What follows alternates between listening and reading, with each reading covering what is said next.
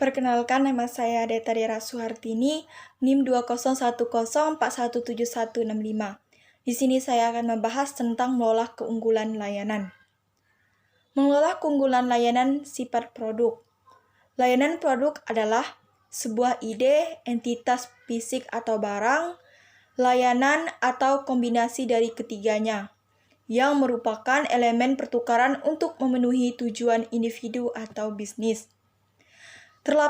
Terdapat 5 jenis produk. Yang pertama, barang. Barang adalah produk fisik dengan bentuk dan substansi. Yang kedua yaitu layanan. Adalah produk non-fisik biasanya melibatkan kinerja. Yang ketiga yaitu produk konsumen, yaitu produk yang digunakan oleh konsumen untuk penggunaan dan kepuasan mereka sendiri. Yang kelima yaitu produk bisnis, yaitu produk yang digunakan dalam menjalankan bisnis atau dalam pembuatan produk untuk dijual kembali. Yang kelima, produk layanan adalah ketika sebuah bisnis menawarkan layanan dan produk atau barang bersama-sama sebagai praktiknya. Ini juga disebut campuran layanan baik dan dapat merujuk ke berbagai jenis bisnis di semua industri yang berbeda. Jasa berbeda dari barang atau produk manufaktur dalam dua hal. Pertama, pelanggan jasa terlibat dalam proses produksi yang sebenarnya. Kedua, barang-barang manufaktur dapat ditempatkan dalam persediaan, sedangkan output pelayanan yang tidak berwujud tidak dapat disimpan. Seperti yang pertama, layanan relatif tidak berwujud. Yang kedua, jasa cenderung diproduksi dan dikonsumsi secara bersamaan. Yang ketiga, konsumen terlibat dalam penciptaan dan penyampingan layanan. Yang keempat, keterampilan kepemimpinan dan manajemen sangat berbeda dari manufaktur. Apa itu penyedia layanan?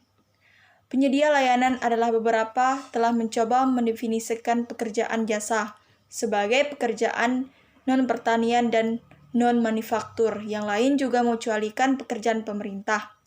Pendekatan ini mencakup operasi seperti hotel, restoran, perbaikan, hiburan, kesehatan, pendidikan, real estate, perdagangan grosir dan eceran, transportasi dan layanan profesional seperti hukum, teknik, arsitektur, keuangan, dan periklanan.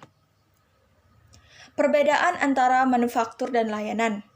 Organisasi manufaktur adalah organisasi yang memproduksi fisik. Organisasi jasa menghasilkan keluaran non-fisik seperti layanan medis, pendidikan, atau transportasi yang disediakan untuk pelanggan. Layanan juga mencakup penjualan barang dagangan. Meskipun barang dagangan adalah barang fisik, perusahaan jasa tidak memproduksinya, tetapi hanya menjual sebagian layanan kepada pelanggan. Toko retail seperti Matahari dan Robinson adalah organisasi jasa. Terlepas dari perbedaan antara perusahaan manufaktur dan jasa, mereka menghadapi masalah operasional yang serupa. Yang pertama, setiap jenis organisasi perlu memperhatikan penjadwalan. Yang kedua, baik organisasi manufaktur maupun jasa harus mendapatkan bahan dan pasokan.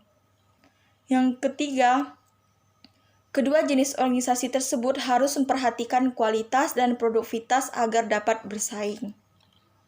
Pelayanan prima pelayanan adalah sejauh mana suatu pelayanan memenuhi kebutuhan dan harapan pelanggan.